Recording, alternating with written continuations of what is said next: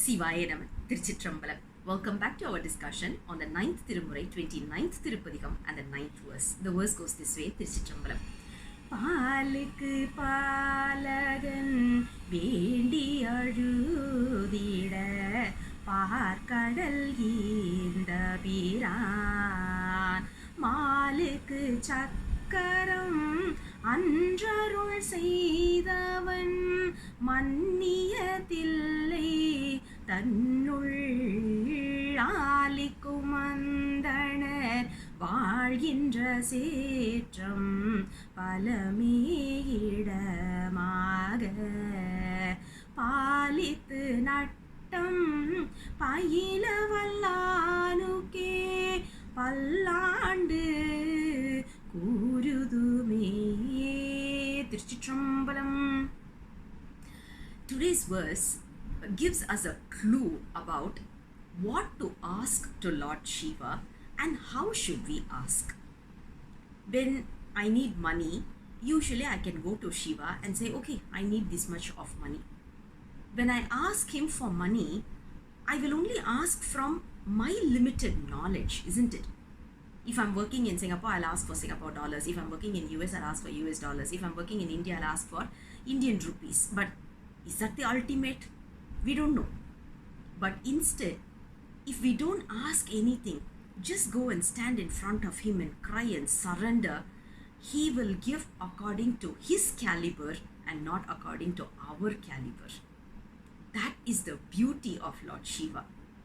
If you want to relate with this, they are giving two instances in this particular verse.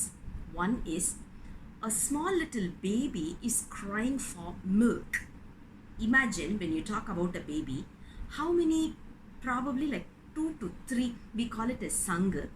Probably if you want to talk about now, we can say 10 ml or probably 15 ml or even half a liter.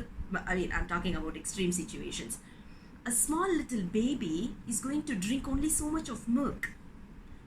Who on earth will give an entire ocean of milk to such a small baby? Because according to Lord Shiva, an ocean of milk is considered to be just few drops of milk. That is sufficient for a kid. That's the reason we shouldn't ask, we shouldn't set a boundary to Lord Shiva. Rather, let him decide what he has to give for us. Because he knows and he can give according to his caliber, as I was mentioning earlier. Nambi Arurar is the only person who understood Lord Shiva. That's why in Thiruvarur, when he had heaps and mountains of rice over there, grains over there, he went to Lord Shiva and he said, I have few grains over there. Can you please send someone to, transport this for me? Imagine if it's few grains, he would have taken it in his pockets also, right? But it's heaps of grains that is there. But he goes to Lord Shiva and says, for me it's a heap, but for you it's just few. Can you send someone to transport this? Imagine that is how we need.